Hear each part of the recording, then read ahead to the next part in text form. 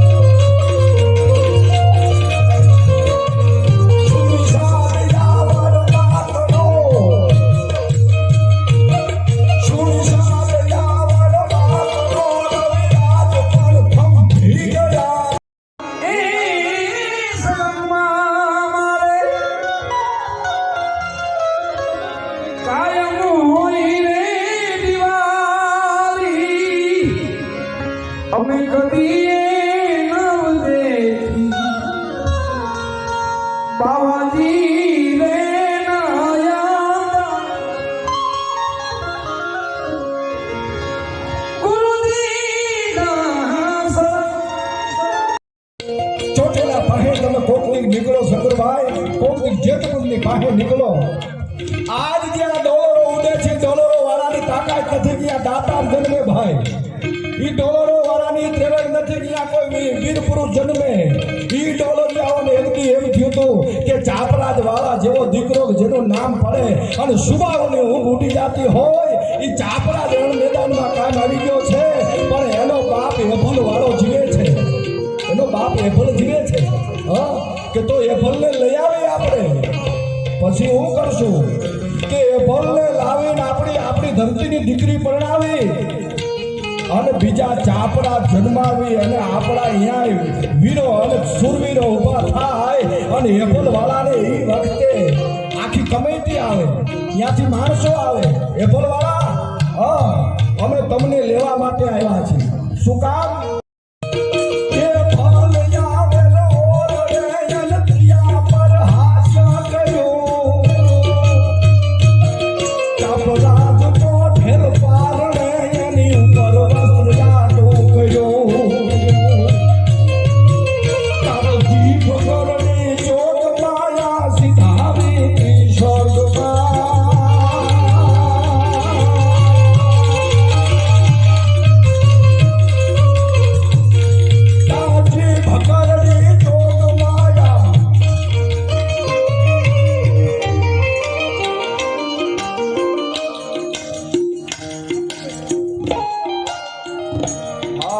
બાપુ કહે છે કે 3 વાગે આપણે પ્રોગ્રામ પૂરો કરવાનો છે એટલે હજી આપણે પ્રકાશભાઈને પણ સાંભળવા છે પણ એક આ છેલ્લા છે અને કાલ બાને વધાવો આ જે લોહીમાંથી આવે છે સાહેબ લોહીનો નો થાય ને કોઈનો નો થાય દશરાનું પાથર જેવો જા ભોજોયાયો ફેરું ભગવાના રંગ દેહું જાયાય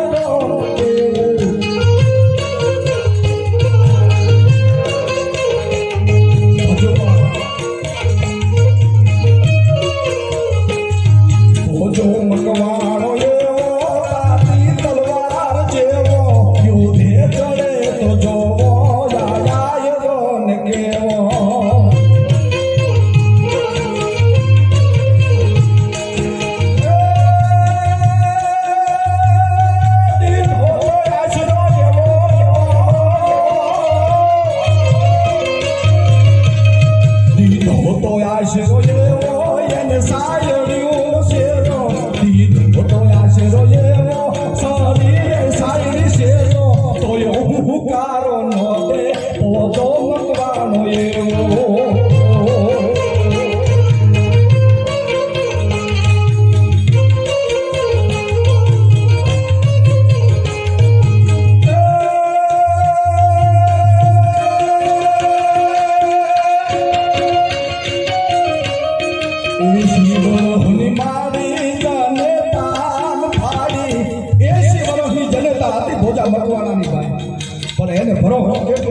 રાજપૂતાણી એમ કે માં તારી 80 વર્ષની ઉંમર અને તું મારા દીકરાને કેવી રીતે બચાવી હકઈશ મારું રાજ ખતમ થઈ ગયું છે અને તેથી આયરાણી 80 વર્ષની માથે ચાંદીના પતરા જેવા વાળ હતા આંખોએ ધીમું દેખાતો હતો કે હું 80 વર્ષની છું પણ મારો 20 વર્ષનો ભોજો મકવાણો કરીને દીકરો આંગણે બેઠો છે એના ખોરિયામાં પ્રાણ હોય તા લગીન જો તારા દીકરાને ગુવાળું ખાંડું ખાવા દઉં તો તું આયરાણી મટી જાવ સાહેબ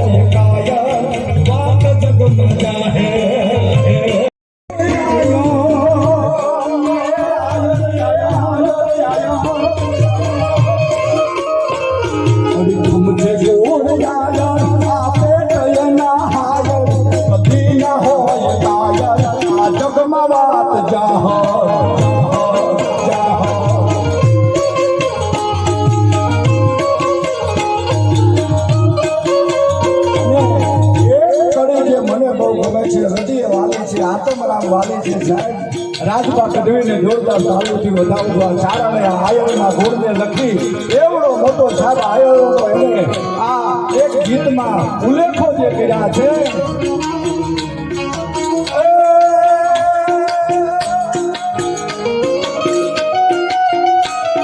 જો મારી ઢોલ વાગ્યો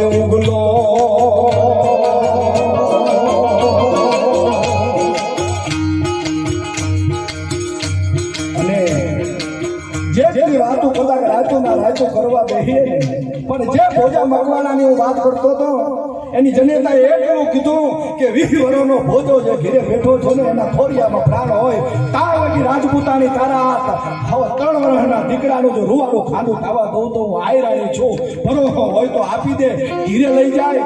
ભોજા મકવાણાને કે ભોજિયા હા આને આઈસીનો આપીને આવી છું. સોલંકીઓની ફોજી હટાઈ ગઈ છે એમ હા. હવે પૂરા આયરની આશરા ધર્મની લાજ રાખવી બાપ તારા માથે છે.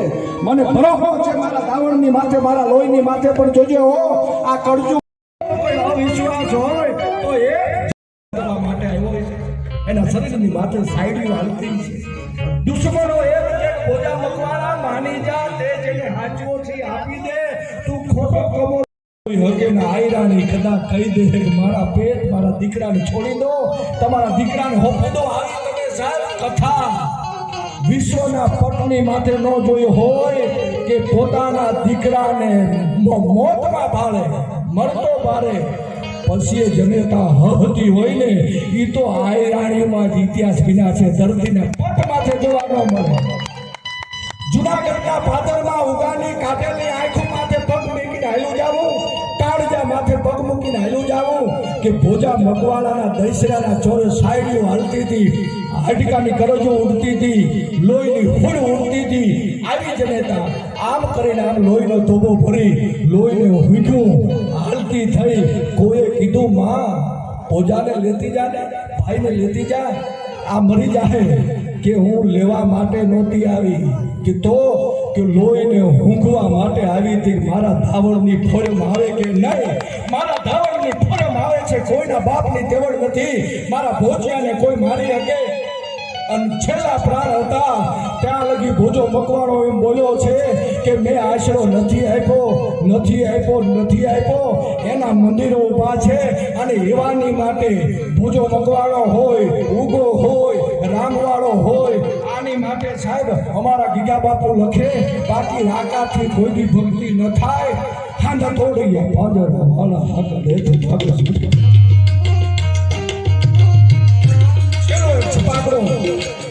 રામવાળાને લડાવતા, ગીગા બાપુ બારોટ ખુમાણને લડાવતા, બારોટિયાઓને લડાવતા જે ભાવ લખ્યો છે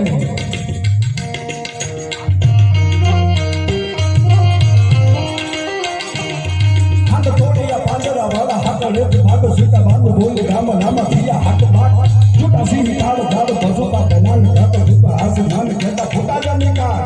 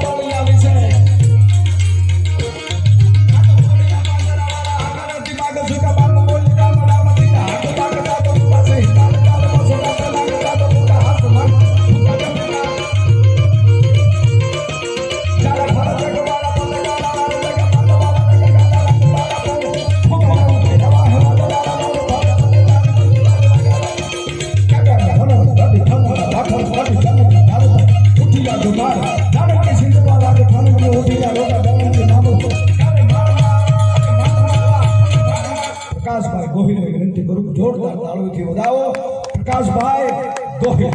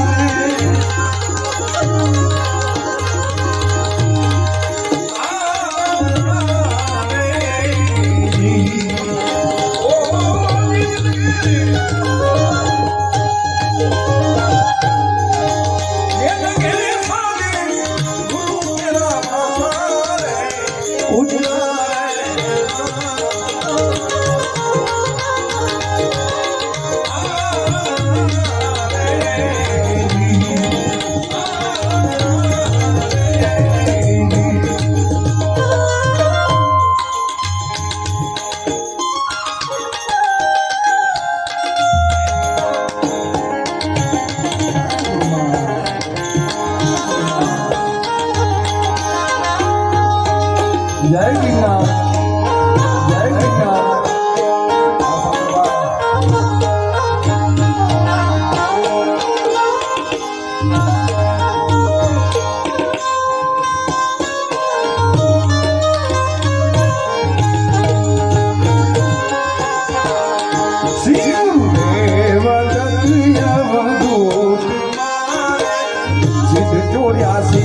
તપસ્યા કરે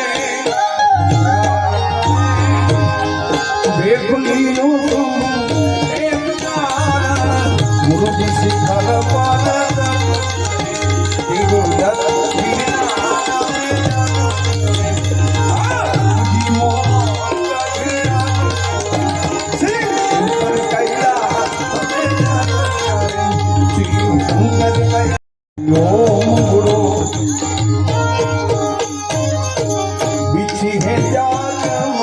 लगा है तकिया जय किनारे है जादम लगा है तकिया नाम निरंजन स्वामी वेद पे स्वामी वेद पे देखली उस मुने गुरुजी शिखर